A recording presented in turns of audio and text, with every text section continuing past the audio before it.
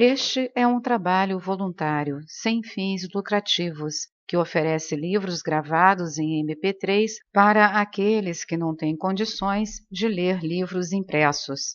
Para ouvir este e outros livros gratuitamente na íntegra, acesse nosso canal e leia as instruções na aba Sobre. Este livro foi gravado para o uso exclusivo da pessoa com deficiência visual, não podendo ser comercializado de acordo com a Lei nº 9.610, de 19 de fevereiro de 1998. No que se refere de modo especial à mente, o ponto de vista de um homem do mundo, ponderado, bem equilibrado e virtuoso, será diferente do ponto de vista de um ocultista. A diferença virá de acordo com a posição que o pensador assumir sobre o lugar que a mente ocupa em relação ao homem em sua natureza em desenvolvimento. Consideremos um homem bom e justo, nem descuidado, nem frívolo, nem mundano no sentido comum da palavra, sóbrio em seus julgamentos, equilibrado em seus pensamentos. Como veria ele essa questão do autocontrole mental? Um homem que tenha colocado deliberadamente diante de si um ideal de virtude que se esforça por cumprir, compreenderá aquilo que chamamos natureza inferior e que representa uma coisa a ser dominada. Quanto a isso, não haverá dúvidas. Nosso homem virtuoso dirá que certamente se devem dominar e restringir as paixões e apetites do corpo, as emoções inferiores que impelem as pessoas impetuosas, todo aquele lado da natureza do homem que é manipulado por agentes exteriores, de forma a levá-lo a agir impensadamente. Dar-lhe-á o nome de natureza inferior e procurará fazê-la obediente à natureza superior. O que entendemos em linguagem comum por pessoa controlada, ou antes autocontrolada, é o homem que exerce esse domínio mental sobre a natureza inferior, de forma que a mente controle seus desejos. Mais do que isso, se o olharmos com mais atenção, veremos que possui uma vontade forte, vontade que trabalha ao longo de certas linhas definidas de conduta e que, mesmo sob circunstâncias muito difíceis, ainda pode guiar a natureza, da qual faz parte, por uma direção clara e definida. Descobriremos tratar-se de pessoa cuja mente se acha muito desenvolvida, de forma que quando se decide a agir e decidir sobre uma ação a empreender, ela não se deixa determinar pelas várias atrações que possam influenciá-la do exterior, nem pela resposta da natureza animal a essas atrações. Perceberemos que essa pessoa está sendo induzida por uma gama de experiências gravadas naquilo que se chama memória, recordações de eventos passados, comparação de resultados provenientes desses fatos. A mente trabalhou sobre todos eles, arranjou-os, por assim dizer, comparou uns com os outros, extraindo deles um resultado definido através de esforço intelectual e lógico. Esse resultado permanece como regra de conduta, regra instalada em momento de calma, quando a natureza de desejo não está trabalhando ativamente, quando não está rodeada de tentações. Quando o homem se vê sob circunstâncias que dominariam uma vontade fraca e talvez extraviassem uma pessoa comum, esse homem mais forte, cuja mente é mais desenvolvida, orienta sua conduta pela regra assim determinada. Ele não admite ser afastado do seu caminho pelas atrações ou pelos impulsos do momento. Tratando com pessoa assim, com frequência podemos prever o que ela irá fazer. Conhecemos os princípios sobre os quais sua conduta se baseia, conhecemos as linhas de pensamento que dominam sua mente e nos sentimos bastante seguros, observando seu caráter, que é definido e solidamente formado, de que sejam quais forem as tentações exteriores, aquele homem irá cumprir, em momentos de luta, o ideal que concebeu em momentos de calma e reflexão. É isso o que geralmente queremos dizer quando falamos de um homem autocontrolado. Trata-se de um homem que alcançou esse estágio de desenvolvimento, que observaremos não é de forma alguma um estágio inferior, no qual ele se pôs deliberadamente a trabalhar, a fim de dominar, refrear e dirigir essa natureza inferior. Quando ela for mais estimulada à ação por agentes exteriores, a alma terá condições de sustentar-se contra a tentação que pretende assolá-la. Esse homem agirá de maneira nobre, sejam quais forem as tentações. Há, porém, um outro estágio ao qual esse homem pode chegar, porque pode vir a ter contato com um grande filósofo da vida que lhe explique algo mais sobre os trabalhos da mente. Pode ter contato, por exemplo, com os grandes ensinamentos teosóficos contidos em livros antigos ou modernos, oriundos da Índia, do Egito, da Grécia ou da moderna Europa. Nessa filosofia, talvez ele adquira uma nova visão do universo, e isso pode modificar deveras sua própria posição. Suponhamos que tal homem ingresse na sociedade teosófica e aceite suas doutrinas fundamentais. Começará a compreender, muito antes de estudar as coisas sob o ponto de vista teosófico, a enorme influência que têm os seus pensamentos. Começará a compreender que quando sua mente está funcionando, ela exerce aquele poder criativo que provavelmente é tão familiar para a maioria de vocês que a mente está criando de fato existências ou entidades definidas. Nessa criativa ação da mente, ela está enviando constantemente ao mundo circundante entidades ativas que trabalham para o bem ou para o mal, que muitas vezes agem sobre a mente e a vida de pessoas com as quais o criador de tais entidades não tem contato pessoal. Começará por compreender que para impressionar as mentes alheias, não é necessário de forma alguma exprimir seu pensamento pela palavra oral ou escrita. Tampouco é necessário que seu pensamento se traduza em ações, para que seu exemplo possa tornar-se forte para o bem ou para o mal. Compreende que pode ser uma pessoa completamente obscura no sentido em que o mundo considera a obscuridade, que pode estar bem longe dos olhos do público, que pode ter influência apenas no pequeno círculo de seus amigos e parentes que estão em contato pessoal com ela.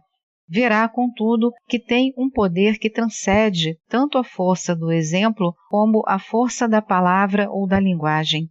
A sós, isolada dos homens, no que se refere ao mundo físico, pode estar purificando ou maculando o progresso do mundo, elevando um pouco as mentes de sua geração, contribuindo, ajudando ou prejudicando a evolução do mundo, erguendo sua raça um pouco para o plano superior ou deprimindo-a.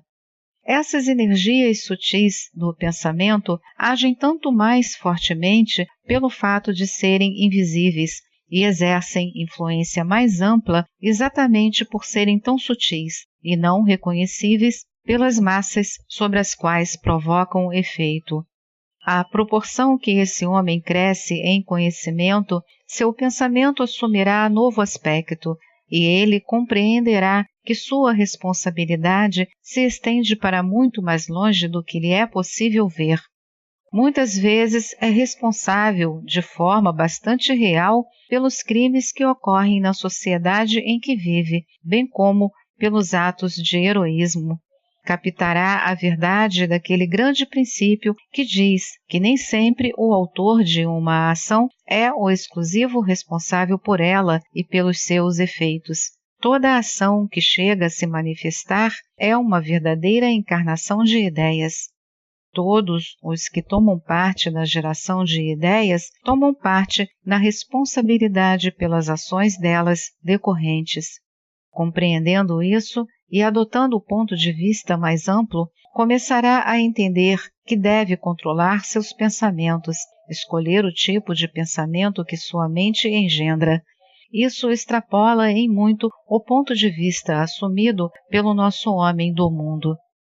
Ele também descobre, ao estudar um pouco mais, que o tipo de pensamento que atrai para si mesmo, vindo do mundo exterior, será grandemente determinado pela natureza dos pensamentos gerados por ele próprio. Sente que não é apenas um ímã que emite ondas de pensamento sobre seu campo magnético, mas também atrai para si próprio as substâncias que respondem à força magnética que envia. Esteja sua mente repleta de bons ou maus pensamentos, isso dependerá amplamente das linhas através das quais sua própria força mental é exercida.